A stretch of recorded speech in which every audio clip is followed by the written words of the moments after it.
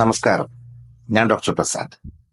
ഞാൻ കഴിഞ്ഞ ദിവസം ഗസ്റ്റേഷണൽ ഡയബറ്റിസിനെ കുറിച്ച് ഒരു ലേഖനം വായിച്ചു.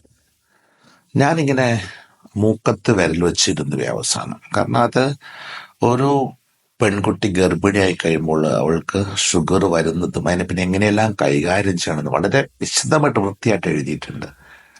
പക്ഷെ പണ്ട് ഇങ്ങനെ ഒരു സംഭവം നമ്മുടെ നാട്ടിൽ ഉണ്ടായിരുന്നു. ഈ ആദിവാസികളുടെയൊക്കെ ഇടയിൽ ഇപ്പം ഗസ്റ്റേഷണൽ ഡയബറ്റിസ് ഉണ്ടോ? പഴയ നമ്മുടെ അമ്മൂമ്മമാർക്കൊക്കെ ഈ ഗസ്റ്റേഷണൽ ഡയബറ്റിസ് പ്രോബ്ലം ഉണ്ടായിരുന്നോ? എനിക്കറിയില്ല. പണ്ട് നമ്മൾ കേട്ടിട്ടുണ്ട്, പണ്ടത്തൊക്കെ നമ്മുടെ അമ്മമാരുടെയൊക്കെ ചെറുപ്പകാലത്തിൽ ഈ അമ്മായിമ്മ പോലുള്ളൊരു കാലം ഉണ്ടായിരുന്നു. റൈറ്റ്. അപ്പോൾ ഈ മരുമോള് വീട്ടില് മിറ്റടിച്ചടിച്ച് പോകുമ്പോൾ പുറകെ ചവറിങ്ങനെ ഇട്ടിട്ട് അമ്മായിമ്മ പുറകെ പോകുന്ന പറയാ. മരുമോളെ കൊണ്ട് നെല്ല് കുത്തിക്ക, അരി ഇടിക്കുക, മിറ്റടിപ്പിക്ക, വിറക് കീറിക്ക, കിണറ്റിന്ന് വെള്ളം കൊരിക്കുക, എല്ലാ പണിയും ചെയ്യിക്കും. ഗർഭിണിയെ കൊണ്ട് ഇതെല്ലാം ചെയ്യിക്കുമായിരുന്നു.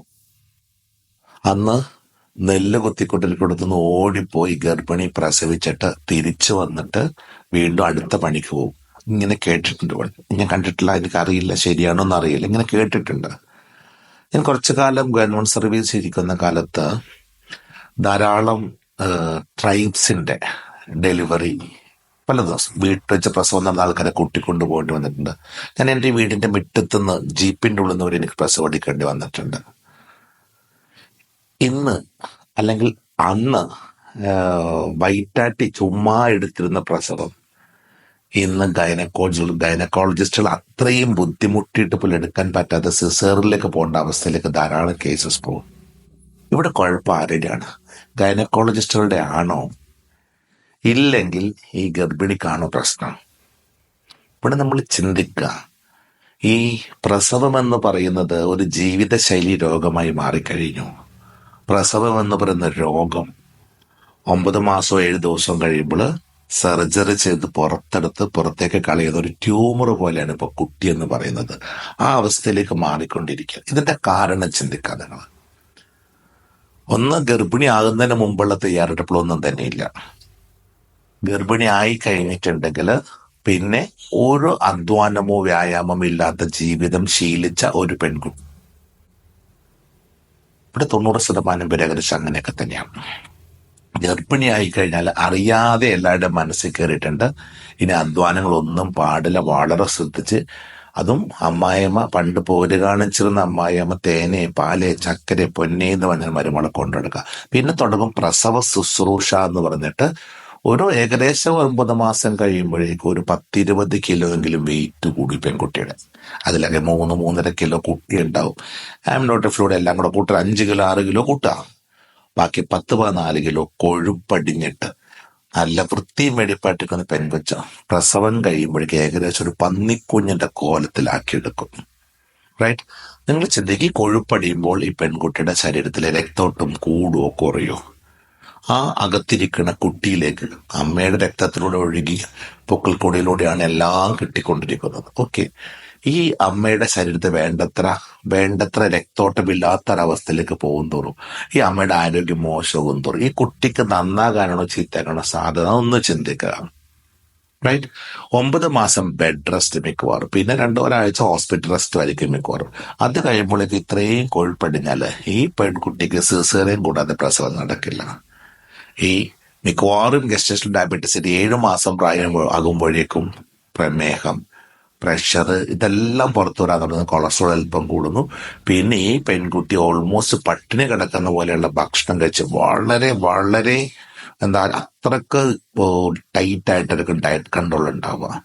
ഇൻസുലിനും കുത്തിവെച്ച് ഷുഗർ കൺട്രോൾ ചെയ്തുകൊണ്ട്, ടൈറ്റ് ഡയറ്റ് കൺട്രോൾ ചെയ്തുകൊണ്ട് ഒരു ആ കുട്ടി വളരുന്ന കുട്ടിക്ക് ആവശ്യമുള്ള ന്യൂട്രിയൻസ് പോലും മര്യാദക്ക് കിട്ടുമോ എന്ന് സംശയം തോന്നുന്ന തരത്തിലുള്ള ഡയറ്റിലേക്കെല്ലാം പോയിട്ട് ആകെ പിന്നെ ഒരു ടെൻഷന്റെ ലോകത്തേക്ക് പോവുകയാണ്. അതേസമയം ആ കുട്ടി ജനിച്ചിരുന്ന കുട്ടിക്കുണ്ടെന്ന പ്രോബ്ലംസ് പലതും ഉണ്ടെന്നു. അമ്മമാർക്ക് പ്രമേഹം മാറിപ്പോവാം, ചിലപ്പോൾ അതിനുശേഷം വീണ്ടും കണ്ടിന്യൂ ചെയ്യാം, ചിലപ്പോൾ കുറച്ചു കാലം തിരിച്ചു വരാം. പക്ഷെ ഇതൊരു ജീവിതശൈലി രോഗമായിട്ട് കണ്ടേ. ഈ പ്രസവം വേണം അല്ലെ കുട്ടി വേണമെന്ന് തീരുമാനിക്കുന്നതിന് മുമ്പേ കുറച്ചുകൂടെ നേരത്തെ തന്നെ എങ്കിലും ചിട്ടയായ വ്യായാമം ചെയ്യുകയും നല്ല ക്വാളിറ്റിയുള്ള ഭക്ഷണം കഴിക്കുകയും ഒപ്പം നല്ല വെജിറ്റബിൾസ് ഫ്രൂട്ട്സ് എല്ലാം കഴിച്ച് ധാരാളം ആന്റി ഓക്സിഡൻസും ഫൈറ്റോ കെമിക്കൽസ് വിറ്റാമിൻസ് ഒക്കെ ശരീരത്തിൽ നിറച്ച് അമ്മക്ക് അനാവശ്യ കൊഴുപ്പെല്ലാം കത്തിച്ച് നല്ല രക്തോട്ടമുള്ള ഒരു ശരീരം മെയിൻറ്റെയിൻ ചെയ്തുകൊണ്ട് എന്നിട്ട് കൺസീവ് ചെയ്തിട്ടുണ്ടെങ്കിലും എന്നിട്ട് ഈ പെൺകുട്ടി ഗർഭിണിയായിട്ടുണ്ടെങ്കിലും അതിനുശേഷം തുടർച്ചയായിട്ട് ചിട്ടയായ ലൈറ്റ് വ്യായാമങ്ങൾ വയറ് വലിപ്പം വെക്കുന്നതിനനുസരിച്ച് ചില വ്യായാമങ്ങൾ ഒഴിവാക്കേണ്ടി വന്നേക്കാം. എന്നാലും ബാക്കിയുള്ള വ്യായാമങ്ങളെല്ലാം ചെയ്തുകൊണ്ട് നല്ല ബ്രീത്തിങ് ചെയ്ത് ക്വാളിറ്റിയുള്ള ഭക്ഷണം കഴിച്ച് ആവശ്യത്തിന് വ്യായാമങ്ങൾ ചെയ്ത് ആദ്യം എയ്റോബിക്സ് ഒക്കെ ലൈറ്റായിട്ട് ചെയ്ത് കൊടുക്കുക. പിന്നെ വയറ് വലുതാവുന്നതിനനുസരിച്ച് നമ്മൾ വ്യായാമങ്ങൾ കുറച്ച് കൺട്രോൾ ചെയ്ത് ചെയ്യേണ്ടി വന്നേക്കാം. പറ്റാത്തത് ചെയ്യണ്ട, പകരം എത്രയോ വ്യായാമങ്ങൾ വേറെ ഉണ്ട്. ഇങ്ങനെ ചിട്ടയായിട്ട് ചെയ്യുന്ന ആളുകൾക്ക് നോർമൽ ഡെലിവറി സാധ്യമായിരിക്കില്ലേ? അതിൻ്റെ ഒപ്പം തന്നെ ഈ പ്രഷർ, ഷുഗർ, കൊളസ്ട്രോൾ എല്ലാം കൂടാനുള്ള ഈ ഗസ്റ്റേഷൻ പീരീഡ് കൂടാനുള്ള ചാൻസ് തീരെ ഇല്ലാതാവില്ല. ഇതൊക്കെ നമുക്ക് പ്രിവെന്റ് ചെയ്തുകൂടെ? ആർക്കെങ്കിലും ജനിക്കാൻ പോകുന്ന കുട്ടിക്ക് ഒരു ഹെൽത്ത് പ്രോബ്ലം ഉണ്ടാകുന്ന ആഗ്രഹമുണ്ടോ?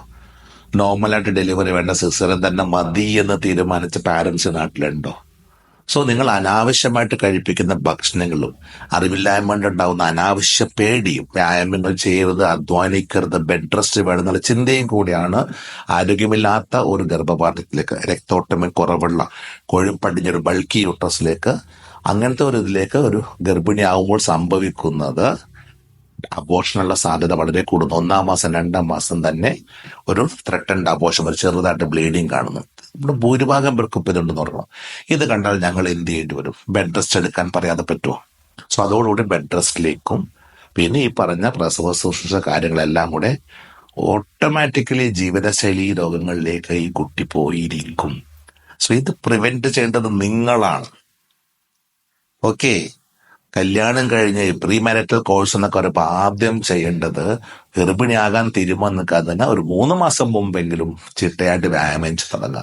കൃത്യമായിട്ട് വ്യായാമം ചെയ്ത് ബോഡി നല്ല ഫിറ്റാക്കി നല്ല ബ്ലഡ് ഫ്ലോ ആക്കി അനാവശ്യ കൊഴുപ്പെല്ലാം കത്തിച്ച് കളഞ്ഞ് ഗർഭപാത്രത്തേക്കും ഓവറിലേക്കെല്ലാം നല്ല രക്തോട്ടം മെയിൻറ്റെയിൻ ചെയ്തുകൊണ്ട് ഗർഭിണിയാവുകയാണെങ്കിൽ അതിനുശേഷം ആ എക്സസൈസ് ത്രൂ ഔട്ട് മെയിൻറ്റെയിൻ ചെയ്ത് കൊണ്ടുപോവുകയും ചെയ്യുകയാണെങ്കിൽ നോർമൽ ഡെലിവറി ഈസ് പോസിബിൾ. ഇങ്ങനത്തെ ഈ പ്രശ്നങ്ങൾ ഒന്നും തന്നെ ഗർഭകാലത്ത് വരാതെ തടയാൻ പറ്റും. ശ്രമിച്ചു നോക്കുന്നു, അപ്പോൾ മനസ്സിലാകും.